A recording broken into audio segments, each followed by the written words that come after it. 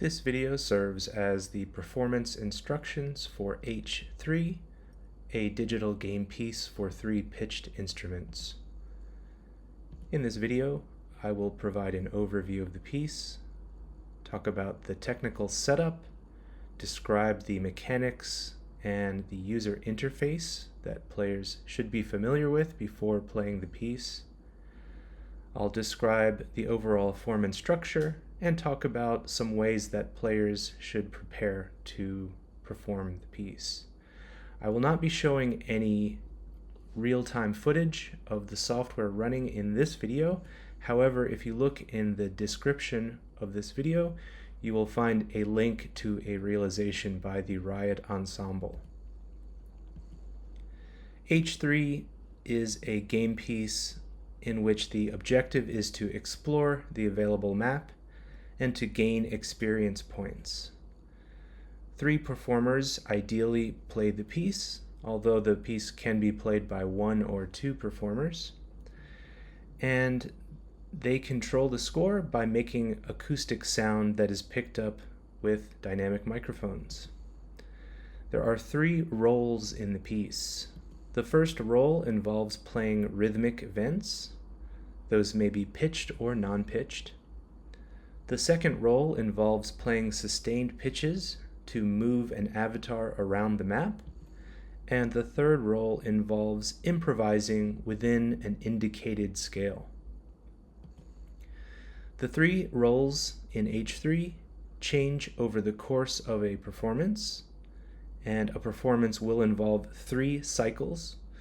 With each cycle, each player will play role 1, and within each cycle, roles 2 and 3 will swap. Additionally, there are autonomous agents that are deployed throughout the game and will assist players in collecting experience points.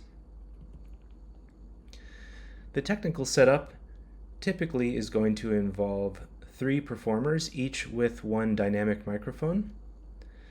The performers should ideally all be facing the same direction and looking at the same screen-based musical score, which should also be available to the audience as well.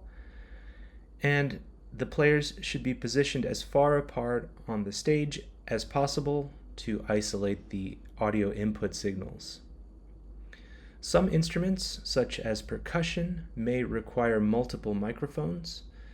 In that case, the software does provide a way to mix down input channels 3 and 4.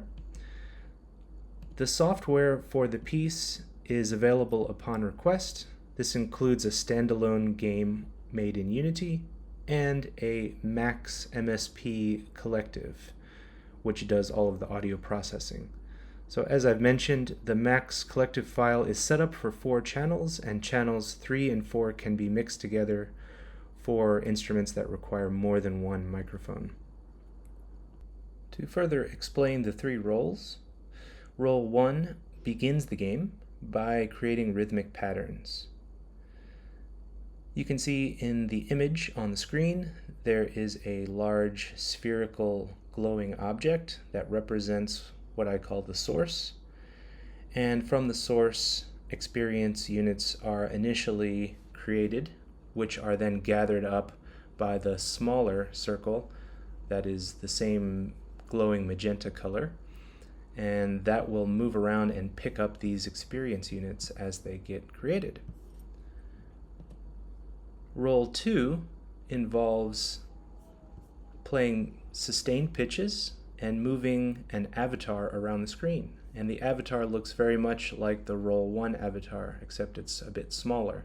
So it is a sort of magenta glowing sphere.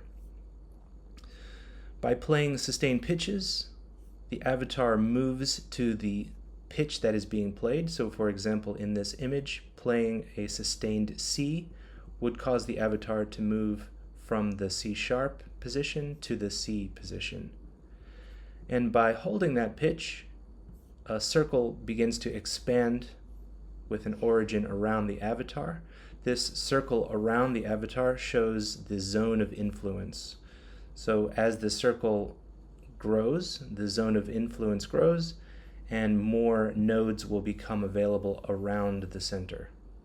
Black spheres depict what I call power spots. So these are potential areas that can be activated. And once a power spot is activated, by activating the nodes around it, it becomes a triangular pyramid. Role 3 is enabled when a power spot is activated. In other words, when the black sphere is transformed into a triangular pyramid shape. When this happens, the camera will switch to a top-down view and role 3 will be activated. So role 3 involves improvising pitches within an indicated scale, which you see at the bottom of the screen here. So it says nonatonic, meaning a 9-pitch scale with a root of C sharp. And this is calculated automatically based on the nodes that have been activated to create the power spot.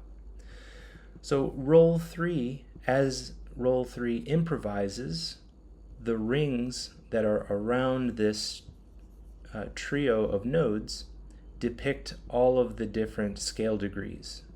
So for example, by playing the root of C sharp, the innermost ring will light up.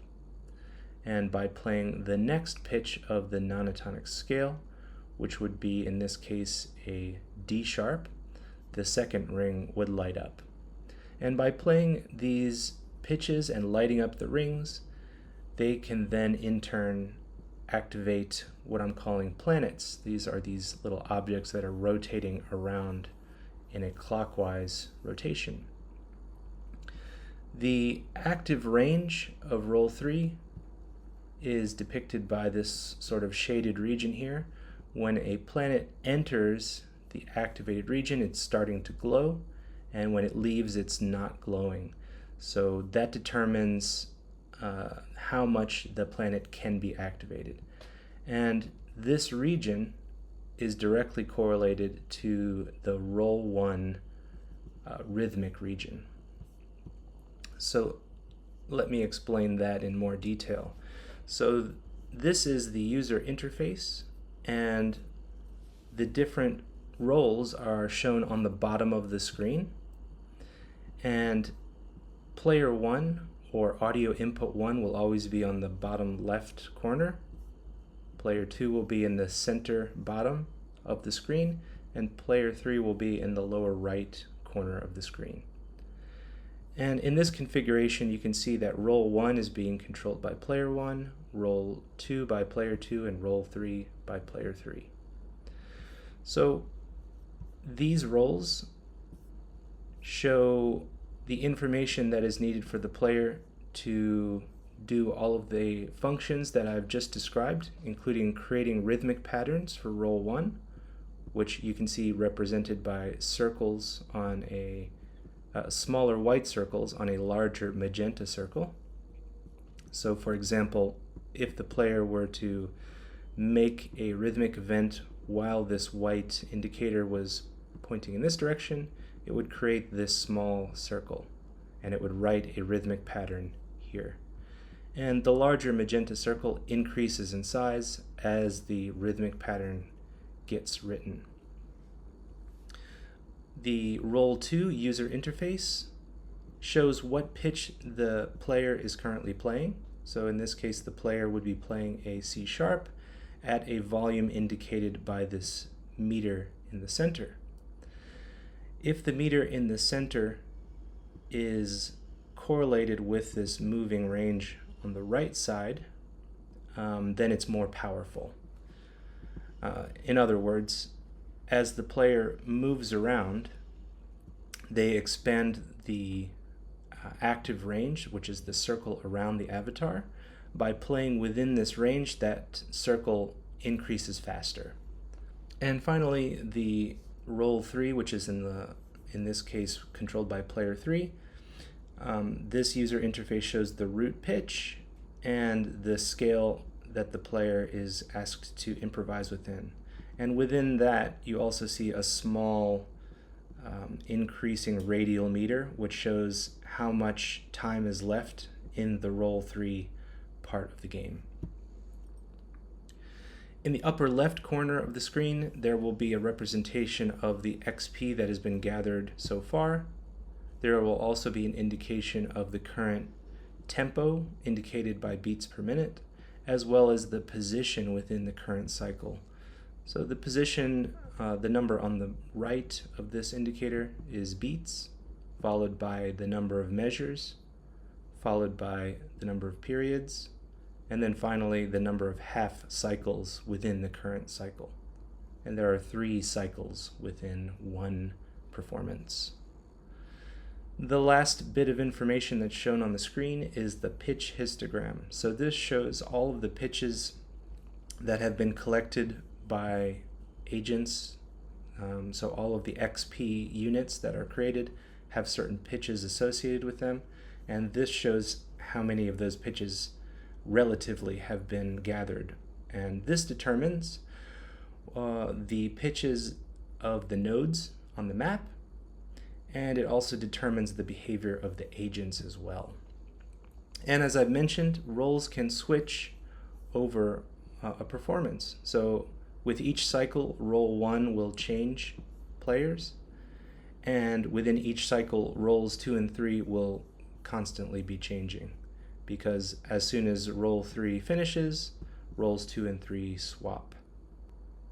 This is a diagram of the entire map that's available in H3, and the pitches will not always look exactly the same as this because they do change based on the pitch histogram, but you can get a rough sense of the shape of the map and the relationship of the pitches, as well as the position of certain hidden areas that you can see represented by the red circles here. Additionally, you can see the yellow circles indicate the different zones of the map. So the center zone would be the diatonic zone. Just outside of that would be the octatonic zone, and outside of that would be the nonatonic zone. And wherever the player's avatar is when they complete a power spot, when they activate a power spot, will determine the scale that's involved in the subsequent roll 3 part of the experience. As I mentioned before, there are 3 cycles, and each cycle is going to have a fluctuation of tempo as indicated by the BPM in the upper left corner of the screen.